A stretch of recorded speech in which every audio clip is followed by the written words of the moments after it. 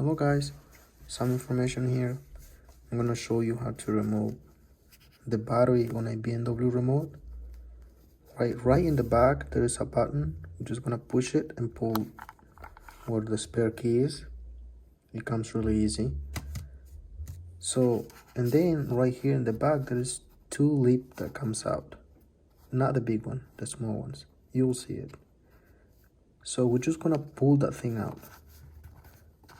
Some of them comes really hard, some of them comes really easy.